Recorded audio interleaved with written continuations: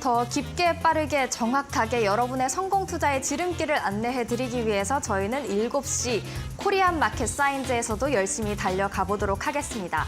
뉴욕 증시 시간을 거래 움직임도 살펴볼 예정이고요. 국내 증시 어제장 마감 상황 그리고 오늘장 전망까지도 한번 알아볼 수 있는 시간이 되겠죠? 네, 그렇습니다. 어제 우리 국내 시장 마감하고 나서 시간외에서 일제히 오름세를 보였던 테마들이 있습니다.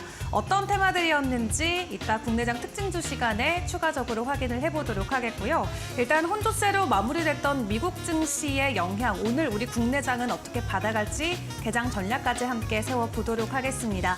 그럼 간밤 있었던 미국 증시 마감 상황부터 자세하게 확인을 해봐야 될 것 같은데요. 미국 증시 분위기 어땠을까요? 네, 뉴욕 증시 화요일장은 혼조세로 마감을 하는 모습이었습니다. 장 초반에는 그래도 상대적으로 강한 모습 보였었는데요. 장 후반에 좀 상승폭을 되돌리는 모습을 보였습니다. 다우존스와 S&P 500 지수 소폭 강세로 마감했습니다. 다우존스 같은 경우에는 5거래일 연속 상승세 이어갔고요. 계속해서 달려줬던 기술주 중심의 나스닥 지수 0.1% 약세로 마감을 했습니다. 지수 추이도 함께 같이 보실까요? 지수 추이 한번 같이 보시면요. 장 초반에는 좀 상승하는 모습을 보였었는데 이 후반에 좀 상승폭을 되돌리는 듯한 모습을 보였습니다.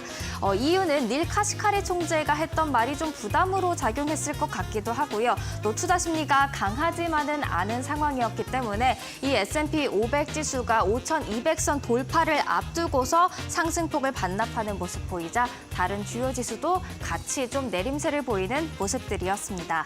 그럼 이어서 히트맵을 통해서 전체적인 분위기도 한번 확인을 해보도록 하겠습니다. 일단 대형 기술주 뉴욕 증시를 주도하고 있는 대형주들이 좀 혼조세를 보였습니다.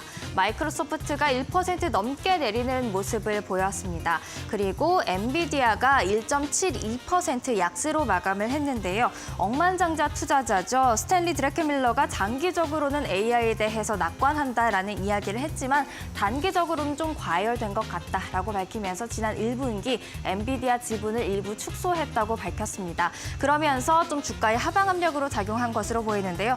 같은 날 골드만삭스는 오히려 이 엔비디아의 목표 주가를 1,100달러로 상향 조정을 하는 모습이었습니다. 이어서 애플의 주가 0.38% 소폭 오름세를 보였는데요. Let Loose라는 이벤트를 통해서 신형 아이패드 모델들을 공개한 게 좀 호재로 작용한 것으로 보이지만 아직까지 그렇게 큰 움직임 나타나지 않고 있습니다. 구글 1.85% 강세를 보였는데요. 이날 저가형, 가성비가 좋은 픽셀 폰을 공개하는 모습 보였고요. 또 태블릿 PC 같은 경우에도 가격을 인하하는 모습들. 애플이 좀 프리미엄 전략으로 나선다면 구글 같은 경우에는 가성비 전략을 택하는 것으로 보여집니다. 메타가 0.5% 강세였고요. 아마존도 강보합 마감을 했습니다. 테슬라는 3% 넘게 내리는 모습 보여줬는데요. 이 규제 당국이 리콜과 관련해서 오토파일럿에 대한 자료를 추가로 요청했다는 점도 부담이었던 것으로 보이고요. 4월 중국에서 생산된 차량 판매량이 1년 전보다 18% 감소했다는 점에서 계속해서 중국에서의 경쟁에 좀 뒤처지는 것 아니냐 이런 우려들이 나오고 있는 것 같습니다. 한편 일론 머스크 CEO는 이 중국 판매 둔화에 대응하기 위해서 일명 소방관, 위기를 기회로 만든다라는 뜻에서 붙여진 별명이죠. 소방관이라고 불리는 톰 주를 중국으로 파견을 했습니다. 과연 중국에서의 분위기를 바꿀 수 있을지 주목이 됩니다. 그리고 DIS, 디즈니의 주가가 9% 급락하는 모습을 보였는데요. 실적 발표 이후 급락세를 나타내는 그런 모습이었습니다. 가이던스가 부진했기 때문으로 지금 해석이 되고 있습니다. 이어서 시간을 거래해서 크게 움직이고 있는 종목들 한번 살펴보고자 합니다. 먼저 쿠팡입니다. 장 마감 이후에 실적을 발표했습니다. 정규 거래는 1.3% 강세로 마감을 했는데요. 시간을 거래해서 지금 크게 내렸다가 어느 정도 낙폭을 회복하면서 3.8% 하락률을 보이고 있습니다. 쿠팡 매출은 처음으로 9조 원대를 달성을 했는데요. 7개 분기 만에 적자로 전환하면서 투자 심리가 안 좋아진 것으로 보여집니다. 이어서 두 번째 시간외 거래에서 움직이고 있는 종목 바로 리비안이 되겠습니다. 전기차 업체죠. 한 대를 팔 때마다 지난 1분기 38,000달러씩 손실을 봤다고 하는데요. 주당 순손실이 이로써 예상보다 크게 나오면서 리비안 오토모티브 정규 거래에서는 0.7% 약세였는데 지금 시간외 거래에서 5% 이상의 큰 하락세 보여주고 있습니다. 자, 이제 또 다른 특징주 레딧 살펴보도록 하겠습니다. 미국의 DC 인사이드라고 불리는 그 소셜 네트워크 서비스가 되겠습니다. 3월에 IPO를 했기 때문에 이번이 첫 실적 발표였는데요. 예상보다는 좋게 나왔습니다. 실적 발표를 앞두고도 2.3% 강세를 보였는데요. 광고 매출 성장세가 좋았다고 합니다. 그래서 이 시간외 거래에서 갑자기 급등하면서 12% 급등세를 보여주고 있습니다. 자, 이어서 시장에 전반적으로 영향을 준 닐 카시카리 미니애폴리스 연은 총재의 발언도 한번 살펴보도록 하겠습니다. 닐 카시카리 총재 같은 경우에는 원래도 매파적인 좀 공격적인 발언을 하는 위원으로 알려져 있는데요. 현 기준금리 수준이 더 오래 유지될 것으로 예상된다라는 말 했고요. 또 지표가 둔화하지 않는다면 추가 인상 가능성도 배제할 수는 없다라고 이야기를 했습니다. 추가 인상이라는 이 키워드에 좀 시장이 부담을 느끼지 않았나라는 생각이 드는데요. 사실 이 시장은 최근 4월 고용 보고서가 경기가 식고 있는 것을 의미한다라고 해석한 반면 이 카시카리 총재 같은 경우에는 4월 보고서도 약한 건 아니었다라고 이야기를 했습니다. 그런 부분들이 시장에 계속해서 반응이 되고 있는 것 같고요. 시장이 연준 위원들 말 한마디 한마디에 집중하고 있다는 점 체크를 하시면 좋을 것 같습니다. 이어서 국제유가 확인을 해보도록 하겠습니다. 국제유가 소폭 하락했습니다. 사실 장 초반에는 오름세를 보이기도 했습니다. 이스라엘 총리가 하마스의 휴전안이 라파에 대한 군사작전을 방해하기 위한 것이다라고 말을 하면서 유가가 오름세를 보였는데요. 오펙 플러스의 증산 가능성이 보도가 되자 하락 반전하는 모습이었고요. 0.13% 약세로 거래를 마쳤습니다. 한편 달러는 강세로 돌아서면서 금값, 강달러에는 하락세를 보이기 마련이죠. 0.3% 약세를 기록했습니다. 이어서 월가의 전략가를 만나볼 시간이죠. 메리앤 바텔스 생츄어리 웰스 수석 투자 전략가가 화요일장은 어떻게 분석을 했을까요? Well, we've been calling this whole year for the markets the bucking bull, and that's for both stocks and bonds. And we've seen some bucking recently in equities and bonds, but that's begun to reverse. We're now actually seeing the bull run in equities and fixed income. So markets have been a little choppy today, but we're still running with the bulls. We're still buying equities and we're still buying fixed income.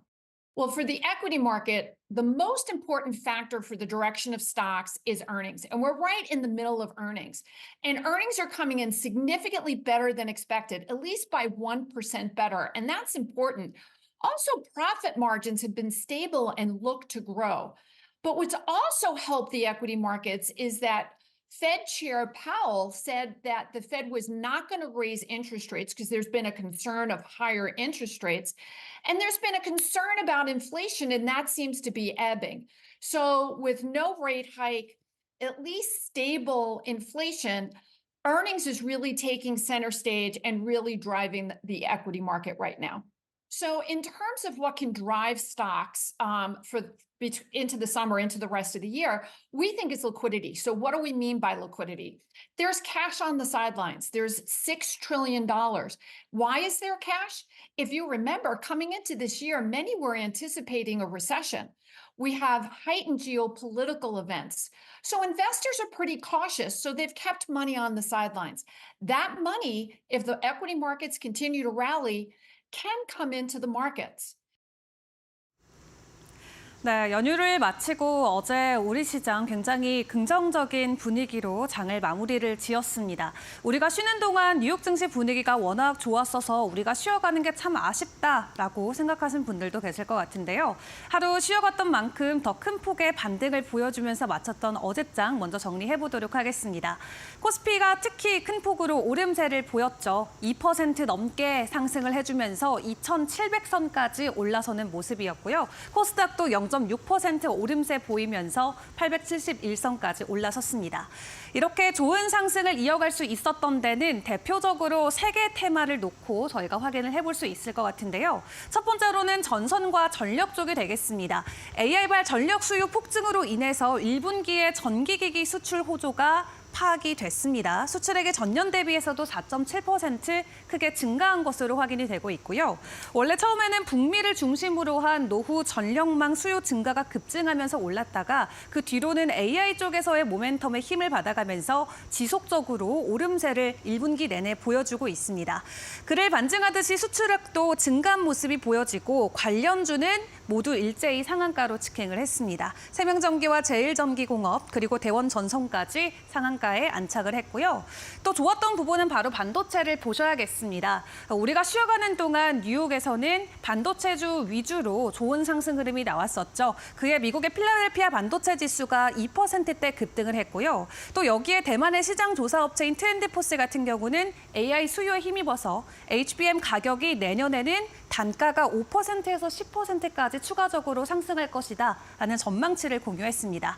크게 이 두 가지 이슈로 국내 대형 반도체주들도 모두 일제히 빨간불을 켰습니다. 삼성전자가 5% 가까운 반등을 보여줬고요. SK하이닉스는 3%, 리노공업은 8% 넘게 급등을 했습니다. 마지막으로 또 좋았던 부분으로는 유리 기판을 보셔야겠습니다. 이 또한 AI 반도체 관련주로도 생각을 해볼 수 있겠는데요.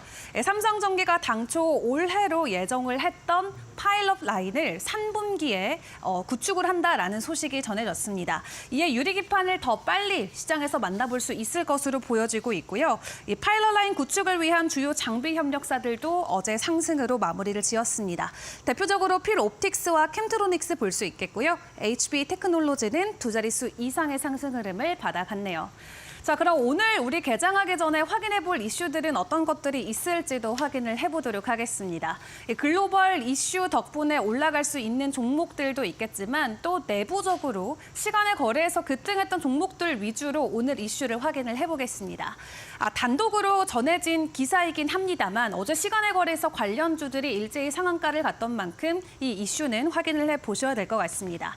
아랍에미레이트와 손잡고 조단위 투자에 나서는 LB인베스트먼트와 그룹사들이 어제 시간에서 좋은 상승을 보였고요. 이 아랍에미레이트 같은 경우는 사실 작년에 우리 정부와 약속을 한 바 있습니다. 40조 원 정도를 우리 시장에 투자를 하겠다라고 했고요. 이번에 전해진 소식은 최대 10억 달러를 투자한다라는 소식입니다. 약 원화로는 1조 3천억 원을 투자한다는 계획이고요. 이 AIM 글로벌 재단이라는 곳을 통해서 LB인베스트먼트와 함께 한국 벤처 투자 합작사 설립을 확정을 했습니다. AIM 글로벌 재단은 2011년에 테슬라에 이미 초기에 사업을 투자했던 투자사로도 알려져 있는 곳이고요. LB인베스트먼트 같은 경우는 1조 원이 넘는 운용 자산을 갖춘 국내 1세대 VC로도 알려져 있습니다.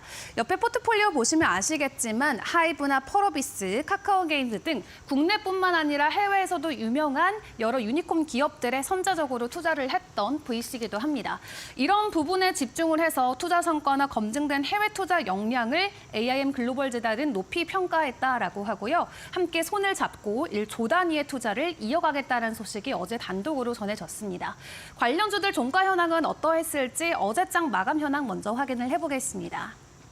크게 세 가지 종목 볼 수 있겠습니다. LB세미코는 2%대, 그리고 LB인베스트먼트와 LB루셈은 강보합권에서 마무리가 됐는데요. LB루셈과 그리고 LB인베스트먼트 어제장 시간에서는 상한가로 마무리를 지었습니다.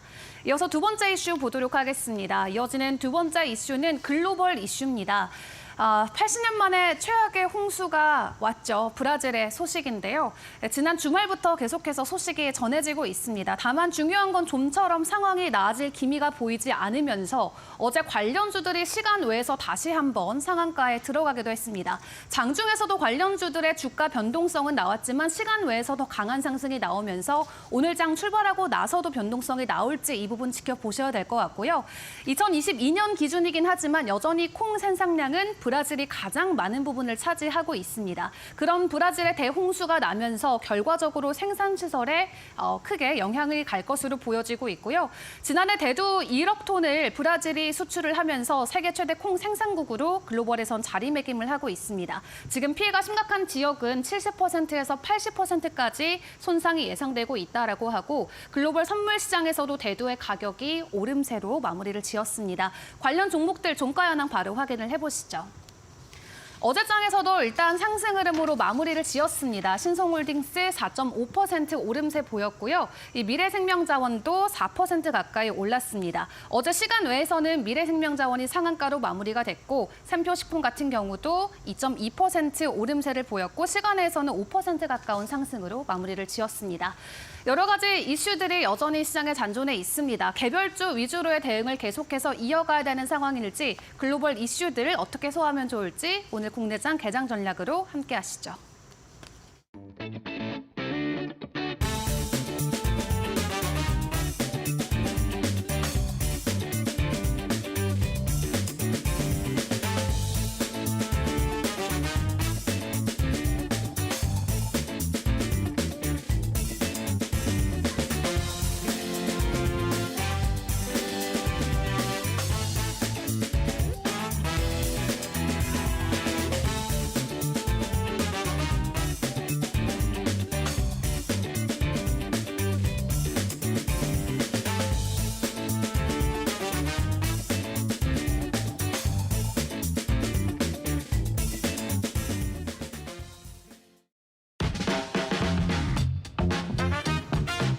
네, 시청자 여러분 밤새 편안하게 잘 쉬셨습니까? 5월 8일 어버이날이죠. 뉴스 브리핑부터 시작하도록 하겠습니다. 오늘 첫 소식은 IS 얘기를 좀 해보도록 하겠습니다. 일종의 이제 이데일리가 어젠다를 좀 세상에 다시 던져주는 얘기가 될 텐데요. IS 개인종합자산관리계좌 이게 지금 도입된 지 한 8년 정도 됐습니다. 원래는 이제 미래 세대의 자산을 형성하는 걸 도와주겠다. 그래서 비과세 같은 부분을 통해서 절세를 할 수 있도록 도와주겠다. 그런 식의 어떤 의미를 가지고 도입된 상품인데 미래 세대 즉 20, 30대보다는 50대가 주 고객층인 상황이 현재 ISA의 주소입니다. 그러니까 결국은 도입 목적을 제대로 살리지 못하고 있다라는 얘기죠. 그래서 이 IS를 좀 살리는 게 여러 가지로 미래 세대 자산 형성을 비롯해서 현재 여러 가지 어떤 우리 사회의 양극화 현상 이런 부분들을 해소하기로도 필요하다 이런 목소리가 좀 계속 나오고 있어서 그렇다면 이 ISA라는 상품을 어떻게 좀 잘 만들어서 활성화를 해서 도움이 되게 할 것이냐 이 부분에 대한 얘기가 좀 나오고 있는데요. 이데일리가 시장의 얘기를 좀 들어봐서 그랬더니 시장에서는 세 가지 정도를 좀 꼭 해달라 이렇게 제안을 했습니다. 첫 번째는 비과세 한도를 확대하라. 지금 비과세 한도가 좀 정해져 있거든요. 이거를 일본같이 좀 최대한 확대해서 아예 좀 비과세 부분은 당연한 거로 생각할 수 있게 좀 만들어 달라라는 거고요. 특히 이제 비과세 한도 확대와 관련해서 또 하나 얘기할 수 있는 게 3년마다 갱신을 하게 되는데 이 갱신하는 것 좀 너무 번거로우니까 이것 좀 폐지해달라 이런 목소리가 있었습니다. 두 번째는 미성년자도 좀 허용을 해달라는 겁니다.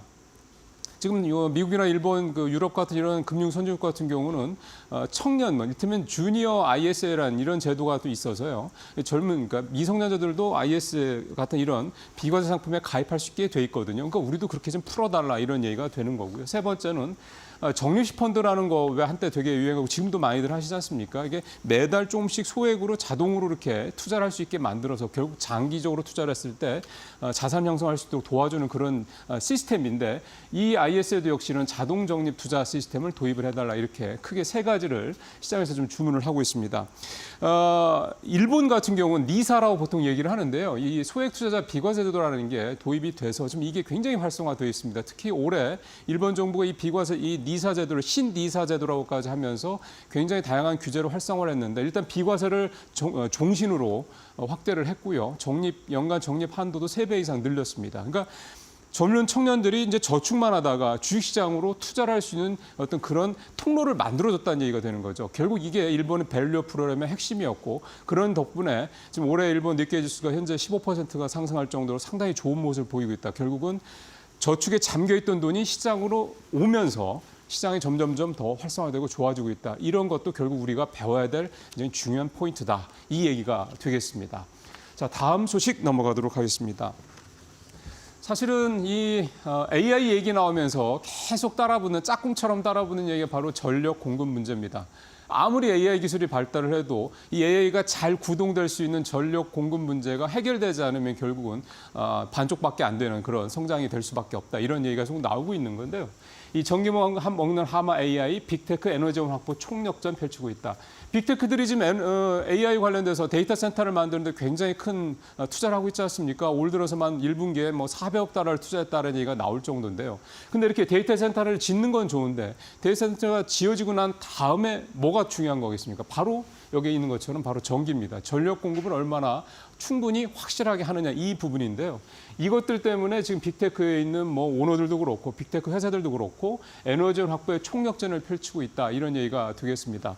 예를 들어서 MS 같은 경우, 마이크로소프트 같은 경우 100억 달러를 투자해서 재생에너지를 공급받는 문제를 좀 해결을 하고 있고요.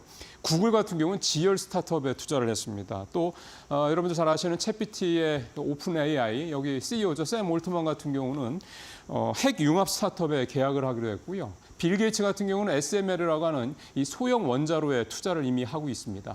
어쨌든 이렇게 AI가 발달할수록 충분한 전력 공급이 현안으로 대두되다 보니까 사실은 저도 여러 번 말씀을 드렸습니다만 올해 우리나라 전력 공급 업체들 굉장히 큰 수혜를 보면서 주가도 많이 오르고 또 실적도 굉장히 좋아졌다 이미 말씀드린 내용이기도 합니다. 상당히 그래서 이 부분은 주목해서 보실 필요가 있겠습니다. 자, 이번에 또 여러분들 또 많이 익숙한 내용이죠. HBM, 고대역폭 메모리 얘기를 좀 해볼 텐데요. 계속 좋은 호재들이 나오고 있습니다. 뭐 수요가 없어서 뭐 못 팔 정도 이런 얘기는 당연히 있었고요. 게다가 가격까지 좀 5에서 10% 인상한다 이런 얘기가 좀 나온 건데요. 지금 HBM 같은 경우는 일단 내년 물량까지 다 완판이 됐다라는 게 SK하이닉스 대표의 설명이었고요. 이번 실적 중 1분기 실적에서 상당히 좋은 모습을 보였던 게 사실입니다. HBM은 사실 지금은 만들어놓은 대로 다 팔리고 있는 상황이니까 당연히 가격이 올라갈 수 있는 여러 가지 조건이 갖춰진 건 사실입니다. 그래서 지금 5에서 10% 올랐다라는 얘기도 하는 거고 문제는 계속 수요도 늘어나고 있고 공급량은 그만큼 못 따라가는 상황이 당분간 더 지속될 수밖에 없는 상황이다라는 건데요. 내년에 이 HBM이 전체 메모리 반도체에서 차지하는 비중이 10%까지 늘어날 것 같습니다. 올해는 한 5% 될 것 같고요. 근데 공급이 이를테면 비중은 10%인데 매출 비중은 전체의 30%까지 차지할 정도니까 이 HBM이 또 얼마나 고가인지 이것도 충분히 알 수 있다고 볼 수가 있겠습니다. HBM 시장의 관건 포인트는 다시 한번 말씀드리지만 결국은 현재 세계 1위인 SK하이닉스와 세계 2위인 삼성전자 간의 기술 경쟁에서 과연 승자가 누가 될 것이냐입니다. 삼성전자는 말씀드린 대로 2분기에 5세대 12단짜리 HBM 3E를 좀 양산하겠다 발표를 했고 SK하이닉스도 여기에 뒤질세라 3분기에 우리는 내놓겠다 이렇게 얘기를 한 상태거든요. 중요한 거는 내놓는 시기도 중요하지만 결국은 누가 납품처, 그러니까 엔비디아가 대표적인 예가 되겠습니다만 납품처의 품질 테스트를 잘 통과해서 그러니까 수율 같은 게 중요한 거겠죠. 잘 통과를 해서 선점을 하느냐 이 부분이 되겠습니다. 만약 이게 누가 되느냐에 따라서 현재 1, 2위가 바뀔 수도 있고 시장 점유율 격차도 지금보다 굉장히 줄어들 수 있다. 이게 이제 이 HBM 관련해서는 관전 포인트다. 이렇게 보시면 되겠습니다. 자, 마지막 소식으로 가보도록 할까요? 오늘도 이제 증권면의 시장 얘기 좀 준비를 해봤습니다. 금리 인하 얘기가 쑥 들어가다가 다시 좀 살아나고 있습니다. 고용지표가 조금 둔화된 거를 기점으로 해서 특히 어제 같은 경우는 저희 쪽 앵커들도 말씀을 하셨습니다마는 존 윌리엄스 뉴욕 연준 총재를 비롯해서 IMF 총재까지 금리 인하가 올해 분명히 있다 이렇게 얘기를 하면서 금리 인하 바람이 좀 다시 올라오고 있는데요. 이를테면 좀 기대감의 귀환이라고나 할까요? 그러다 보니까 시장에서 주식 투자를 나가시려고 하는 대기성 자금들이 좀 늘어나고 있는 모습입니다. 표에서 보신 것처럼 투자자 예탁금이 지금 58조 원대 다시 복귀를 했고요. 신용융자도 좀 다시 꺾였던 게 다시 늘어나고 있는 그런 상황입니다. 외국인 투자자 순매수 규모도 좀 늘어나고 있는 상황이고요. 그러다 보니까 과연 그동안에 많이 올랐던 고환율 수혜주, 특히 수출주들 중심에서 이제 시장의 주도주가 바뀌는 게 아니냐는 기대감이 나타나고 있는데 그럼 바뀐다고 하면 어느 쪽으로 할 것이냐. 이데일리에서 분석한 바로는 IT주, 인터넷 관련주라든가 헬스케어, 바이오 관련주들이 될 것이다. 물론 중요한 거는 실적이 뒷받침되는 종목들을 잘 살펴봐야 된다는 겁니다. 다만 하나 살펴봐야 될 거는 금리 인하 시점이 빨라야 9월, 늦으면 12월쯤이라는 겁니다. 그러니까 아직 시간이 좀 있다라는 거죠. 그러니까 너무 급한 기대감에 빨려 들어가지는 마시고 이런 상황일수록 좋은 실적이 뒷받침된 좋은 종목들을 찾는 이 선별 작업이 좀 더 우선시 돼야 되겠다. 이렇게 말씀을 드리고 싶습니다. 오늘 뉴스 브리핑 여기서 마치겠습니다. 고맙습니다.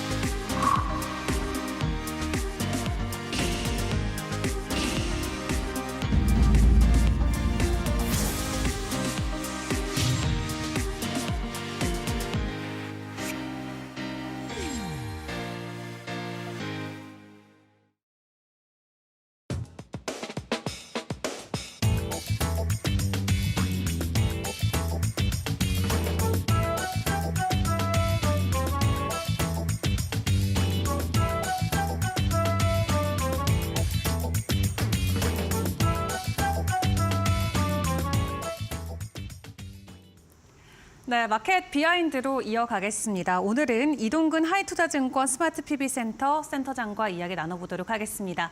어서 오세요. 네, 일단 간밤 미국 증시 분위기 먼저 짧게 확인을 해보도록 하겠습니다. 사실 고용 지표가 나오고 FOMC 회의 때만 하더라도 상당히 분위기가 좋았습니다. 금리 인하가 곧 될 것만 같고 그랬는데 또 간밤 다시 한번 닐 카시카리 연은 총재의 발언이 또 시장을 얼어붙게 한 것 같죠.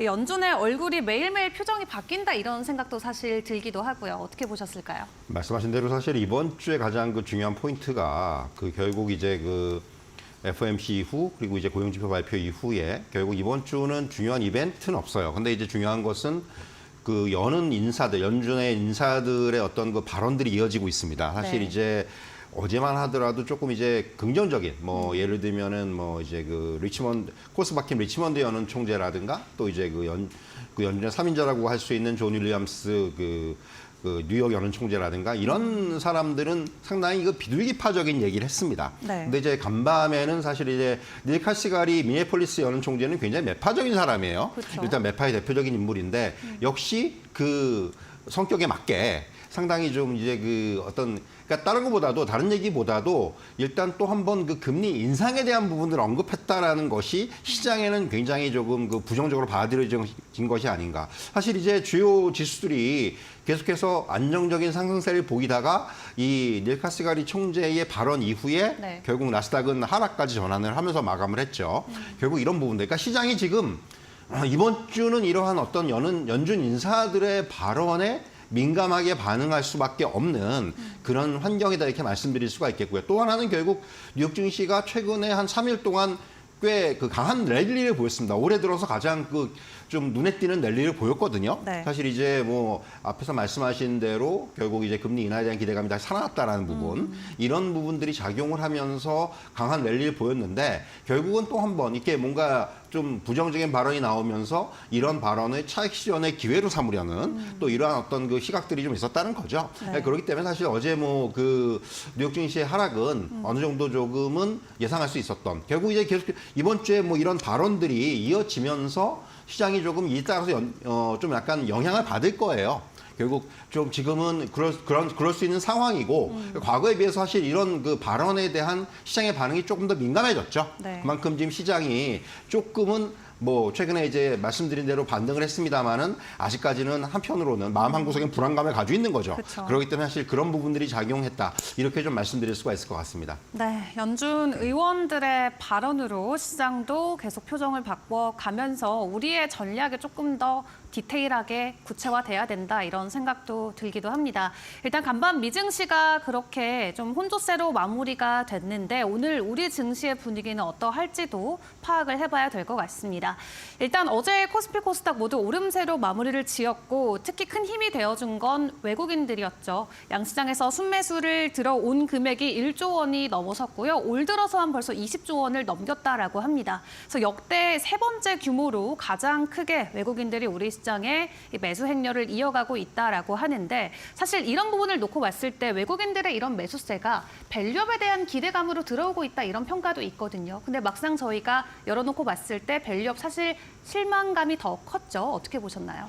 사실 말씀하신 대로 외국인들이 어제 굉장히 눈에 띄는 매수를 보였어요. 사실 이제 현물시장, 주식시장에서도 물론 매수를 많이 했지만 어제 선물시장의 매수가 상당히 강했습니다. 네. 거의 역대급 선물시장에서의 매수를 보이면서 뭔가 시장에 대한 방향성을 지금 긍정적으로 잡는 것이 아닌가 이런 기대감도 좀 가져볼 수가 있겠는데 아직은 저는 조금은 확인할 것이 남아있다고 생각을 해요. 일단 지금 이런 선물시장에서의 매수세는 단기적으로 우리 시장이 조정을 받은 데 대한 그 이후에 지금 조정 이후에 이제 미국 시장이나 우리 시장이나 뭔가 이제 좀 악재에 대한 어떤 이런 분위기들이 좀 완화가 되고 있거든요. 네. 그런 부분들을 이용하는 결국 외국인들은 어떤 선물 시장에서의 어떤 물론 장기적으로 방향성을 가져간다면 굉장히 좋겠는데 일단 아직까지는 우리 시장에서의 어떤 선물 외국인들의 매매를 보면은 네. 이런 부분들 단기 차익을 노리는 성격의 매매들이 많아요, 아직까지는. 그렇기 때문에 사실 어제 굉장히 많이 들어온 거는 고무적인데 네. 그럼에도 불구하고 저는 조금은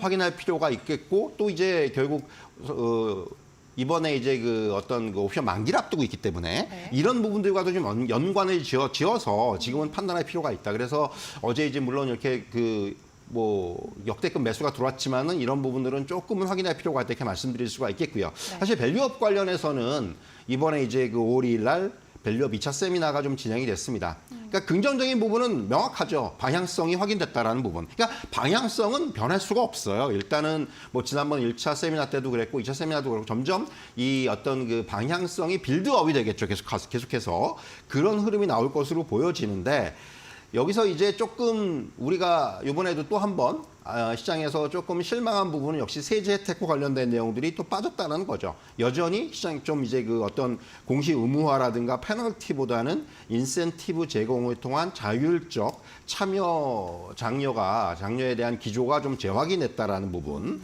이런 부분들. 결국 이제 지금 어떻게 보면은 이 중요한 것들은 결국 시장에서 기대하는 것들은 뭐 자사주 소각이라든가 이런 부분에 대한 주주환원 증가액에 대한 법인세 부담의 완화라든가 또 배당 확대 기업에 대한 어떤 배당 소득에 대한 분리과세 이런 부분들이 결국 가장 중요한 포인트인데 이 부분은 다시 또 추후 발표로 좀 약간 미뤄졌다라는 부분이에요. 그렇기 때문에 시장의 평가가 조금은 엇갈리는 모습이었다. 물론 사실 밸류 관련주들을 이렇게 뜯어보면은 일단 그 기대감으로 해서 주가가 많이 올랐다가 사실은 최근에는 좀 이런 그 기대감들이 좀 많이 희석이 되면서 주가 자체는 조금 빠져 있는 상황입니다. 네. 그렇기 때문에 사실은 지금은 어떻게 보면 가격 부담은 많이 완화가 됐어요. 그렇기 때문에 사실은 이번에 이제 2차 밸류업 세미나 관련해서도 조금은 실망감이 있었지만은 그 실망감과 대비했을 때 뭐 주가가 그렇게 많이 흔들리지는 않았는데 네. 다만 말씀드린 대로 지금 방향성은 이어가고 있지만은 이렇게 이제 뭔가 시장에서 기대했던 부분들이 얼마나 빨리 가시화가 되고 얼마나 빨리 정책화가 되느냐. 결국 중요한 포인트는 그거죠. 정책 동력의 지속 가능성입니다. 결국 이제 향후에 말씀드린 이런 그 세제와 관련된 법안들이 통과될지 여부 이런 부분들이 가장 중요하다 이렇게 말씀드릴 수가 있겠고요. 가장 중요한 부분은 또 하나는 확실한 것은 지금은 밸류업 프로그램이 완성 단계가 아니고 시작 단계라는 거예요. 네. 그래서 이제 이건 사실 너무 시장에서는 앞서서 기대를 빨리 한 거고 이거는 사실 길게 장기적으로 가야 되는 어떤 프로젝트인데 너무 시장에서는 조금 빨리 반영한 측면이 있고 지금은 그런 빨리 반영한 측면에서의 약간의 어떤 그런 조정 그리고 이제 좀 더 장기적으로 갈 수 있는 그러한 지금 포석의 단계가 아닌가 이렇게 말씀드릴 수가 있을 것 같고요. 결국 뭐 밸류업을 위한 기업의 어떤 적극적인 주주 환원 같은 대책의 여부라든가 또 이제 뭐 더 나아가서는 향후에 이제 밸류업 지수도 발표가 될 거고 네. 또 이제 연계된 금융상품도 출시가 될 거란 말입니다. 이런 것들, 그러니까 조금 더 지금부터는 광범위하게 그리고 장기적으로 지금은 좀 이런 쪽에 초점을 맞출 필요가 있지 않겠는가. 네. 그러니까 저는 그렇게 생각해요. 밸류 관련주들에 관심을 가지시는 분들은 올라갈 때 따라 하시는 거는 지금은 조금은 지양하고 상대적으로 이게 조정이 나올 때, 그러니까 좀 뭔가 분위기가 좀 오히려 안 좋을 때 네. 말씀드린 대로 장기적인 프로젝트거든요. 그렇기 때문에 이렇게 조정 시기를 이용한 그런 어떤 접근이 가능한 그런 상황이 아닌가 이렇게 말씀드릴 수가 있을 것 같습니다. 장기 프로젝트에 이제 시작선에 서 있다 말씀을 해주시면서 미리 실망할 필요 없고 조금 속도에 맞춰서 함께 투자 전략을 세워가는 것도 좋을 것 같다 설명을 해주셨습니다. 그리고 앞서서 외국인의 수급 동향도 함께 파악을 해봤었는데 사실 중국 증시가 조금 약세를 띠고 또 우리 국내 증시에는 밸류업과 관련된 기대감이 불면서 이 일부 기관들에서는 또 외인들이 그런 부분에 힘입어서 우리 시장에 더 강한 매수세로 들어왔다라고 분석을 하더라고요. 근데 최근 데이터를 통해서 우리가 확인해봤지만 중국 쪽은 또 되려 살아나고 있고 밸류업은 외국인들이 기대했던 거에 대한 응답을 해주지 못하고 있는데 그런 속도를 함께 맞춰줄 수 있을까요? 사실 이제 최근에 좀 흥미로운 부분도 역시 중국 증시죠. 중국 증시가 굉장히 오랫동안은 좀 소외가 되어 있었는데 알게 모르게 지금 굉장히 주가가 많이 올라가 있는 상태고요. 이게 네. 어떤 정부의 부양책이 좀 본격화되고 있고 그리고 어쨌든 간에 지금 중국 정부 입장에서도 지금 이러한 그 경기를 되살리기 위해서 혼신의 힘을 기울여야 되는 그런 상황이기 때문에 이런 어떤 환경적인 요인들이 작용을 하면서 지금 차트가 나오고 있습니다만은 상해 종합지수 보면은 지금 굉장히 견조한 상승 흐름들을 나타내고 있다라는 거예요. 결국 이런 부분들 바꿔 말하면은 사실 과거에는 우리 증시가 중국 증시와 어떤 연동되는 부분들이 많았는데 네. 사실 최근에는 어떻게 보면 중국의 영향을 별로 안 받았죠. 그런데 오히려 이렇게 중국 증시가 좀 강하고 또 중국이 이제 본격적으로 부양책을 이제 좀 가속화하고 이럴 때는 어떤 그 투자 전략의 하나로서 중국과 관련된 최근에 뭐 아시겠지만은 화장품이라든가 또 중국 관련돼서 뭐 이제 이런 그 여행이라든가 내수 관련 이런 소비주들이 꽤 주가가 올랐어요. 특히 화장품주 같은 경우는 아시겠지만은 뭐 그 대표주들의 어떤 상승세가 굉장히 그 견조하게 나타났었고 이런 부분들, 그러니까 우리 증시에도 이제 서서히 이런 어떤 중국 어떤 이러한 그 영향력들이 다시금 네. 조금씩 이제 발현이 되고 있다 이렇게 말씀드릴 수가 있을 것 같고요. 그렇기 때문에 저는 사실 그동안 조금 중국 관련 이런 업종이라든가 종목들에 관심이 좀 덜했는데 네. 오히려 이제부터는 조금은 이쪽에도 관심을 가질 필요가 있다. 화장품 같은 경우는 이제 한 차례 상승을 했는데 네. 결국 뭐 과거의 주가에 비하면 아직까지도 주가는 굉장히 좀 낮아져 있는 상황이고요. 그렇기 때문에 사실 이런 부분들도 지금은 어떤 투자 전략의 하나로 삼을 수 있겠고 뿐만 아니라 뭐 중국 관련된 소비주라든가 이런 부분들 최근에 중국 관광객 때 다시 많이 오기 시작을 했고 이런 부분들로 하나의 어떤 투자 아이디어로서 지금은 네. 충분히 어떤 그 삼을 수 있다 이렇게 말씀드릴 수가 있을 것 같습니다. 네, 중국 증시가 계속해서 살아나고 있는데 이 외국인들의 수급적인 측면에서 봤을 때 우리 증시에서 부담으로 작용하진 않을까요? 사실 이제 최근에 뭐 우리 증시로는 앞에서도 말씀드렸지만 밸류 관련돼서 이제 중국 그 외국인들의 어떤 매수세가 굉장히 견조하게 들어온 측면이 있었고, 네. 근데 이제 뭐 조금 이제 그런 부분들이 주춤했다가 어제같이 다시 또 이제 매수세가 들어오고, 살아나고. 그러니까 어떤 그 외국인들의 매수세가 워낙 우리 시장에 있어서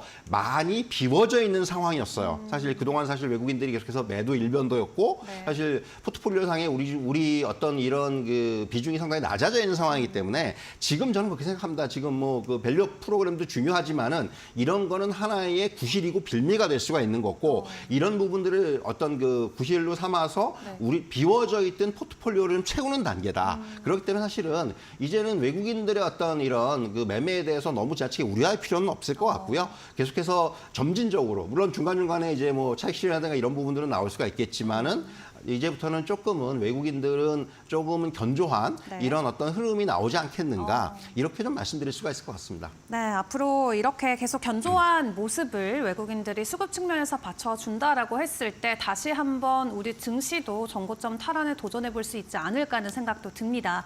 일단 어제 외인들 매수세에 힘입어서 한 달 만에 코스피 2,700 탈환을 했고요. 네, 그렇다면 이 부근의 위치를 저희가 잘 또 지켜내는 게 중요한데 앞으로의 시장 변수는 어떤 것들이 있을까요? 사실 이제 그 말씀하셨다시피 2,700선 위에서의 어떤 안착이 중요해요. 지수상으로 봤을 때 코스피가 좀 조정을 4월 초에 조정을 좀 강하게 받았고 그 이후에 이제 조금씩 반등세를 보였고 이제 5월 접어들면서 다시금 코스피 지수 2,700선 위에서의 어떤 이런 그 안착을 지금 시도를 하고 있는데 네. 이런 부분들이 결국은 이제 이어질 수 있을지 여부 이런 것들이 중요하다 말씀드릴 수가 있을 것 같아요. 다만 지금 이제 어떤 그 저는 시장을 보면서 어떻게 보면은 이렇게 지수를 끌고 나갈 수 있는 주도주의 측면에서는 아직까지는 조금 주도주가 명확하게 드러나지는 않고 있다 이런 말씀을 드릴 수가 있을 것 같아요. 반도체 쪽도 아닐까요? 그렇죠. 사실 반도체가 어제는 강했는데 물론 이제 반도체가 워낙 조정을 받은 상황이기 때문에 지금 뭐 단기적으로는 조금 더 좋을 수가 있는데 일단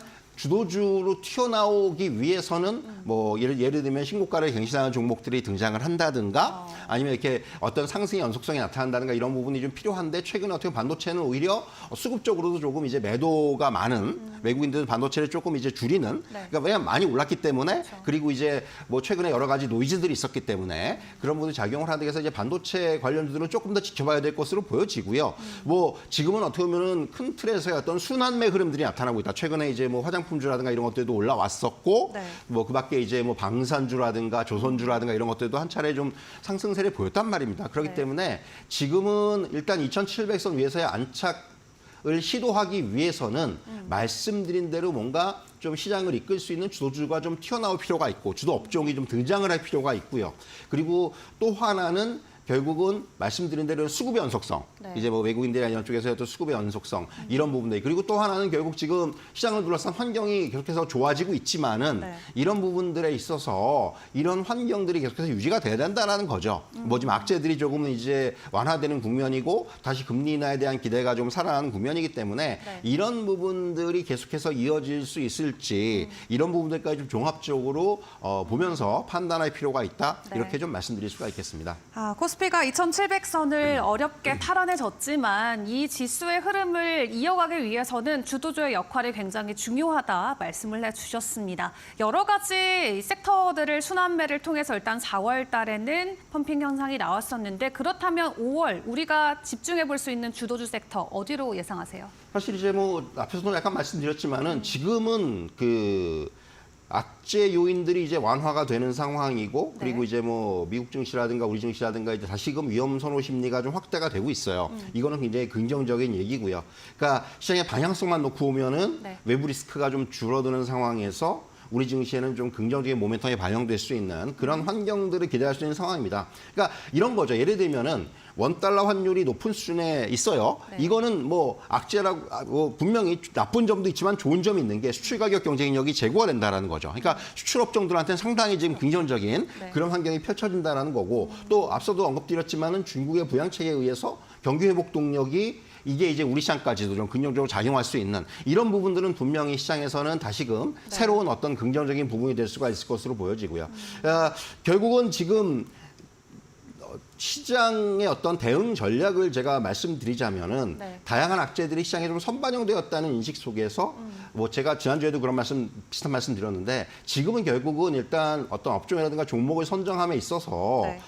실적을 볼 수밖에 없을 것 같아요. 실적. 결국은 지금은 뭐 업종이 상승을 하건 종목이 상승을 하건 간에 이런 실적에 기반을 둔 이런 흐름들이 연출될 수밖에 없다. 요번에 결국은 그 어닝 시즌에서도 드러났지만은 결국 지금 우리나라 기업들도 이제 실적이 바닥을 찍고 턴어라운드하고 그리고 이제 실적 전망치들이 상향 조정되고 있는 이런 업종 종목들이 늘어나기 시작을 했습니다. 그렇기 때문에 실적의 중요성이 당분간 더 부각될 수밖에 없는 국면이다. 네. 이렇게 말씀드릴 수가 있겠고요. 단기적으로는 결국 그 앞서도 잠깐 언급드렸지만 반도체 같은 경우는 최근에 조정을 받았기 때문에 어떤 단기적인 흐름이 어제 굉장히 좋았지만은 이런 흐름이 조금은 더 연장될 수 있는 그런 흐름이고 그 이후에는 결국 다시금 이제 어떤 주도주를 부각시키기 위한 네. 저는 다시금 또 순환매가 나타날 수도 있다고 생각을 해요. 그렇기 때문에 지금은 어떻게 보면은 어떤 업종 어떤 종목이든 간에 이런 그 실적의 바탕을 둔 네. 이러한 어떤 대응 전략이 필요하다 이런 말씀을 드릴 수가 있겠습니다.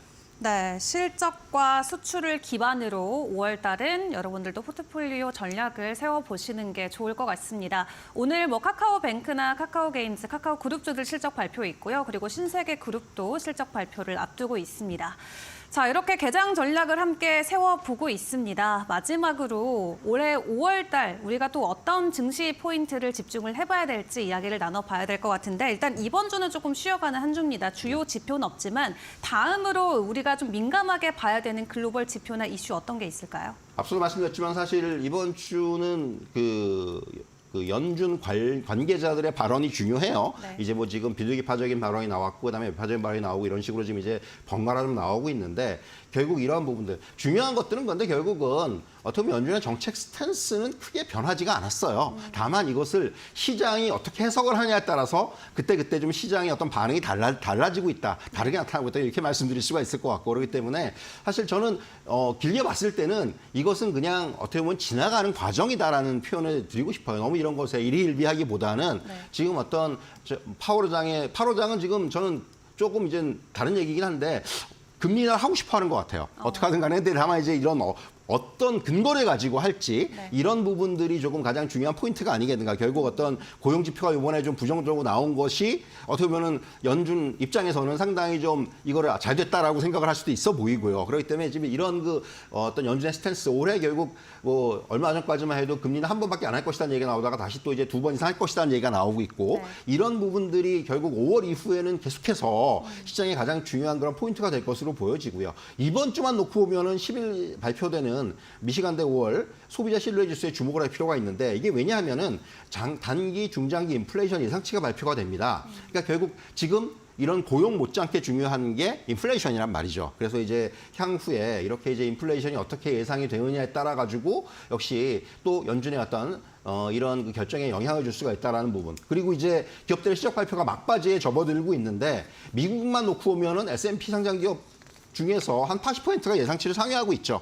뭐 이런 부분들 결국 지금 항상 어닝 시즌에 대한 우려가 있고 그리고 막상 실적의 발표가 되면은 시장이 좀 안도하는 분위기가 나타나는데 이번에도 역시 마찬가지였다. 그래서 제가 앞서서도 말씀드렸지만 다시 한번 말씀드리면은 결국 여전히 실적이 중요한 그러한 어떤 시기가 될 것이다. 이런 말씀을 드릴 수가 있겠습니다. 네, 사실상 연준은 같은 입장을 계속 보여주고 있는 만큼 우리는 개별적으로 실적에 집중해서 5월에도 좋은 투자 전략을 이어가 보면 좋을 것 같습니다. 오늘 이동근 센터장님과 도움 말씀 여기까지 함께하도록 하겠습니다. 수고 많으셨습니다.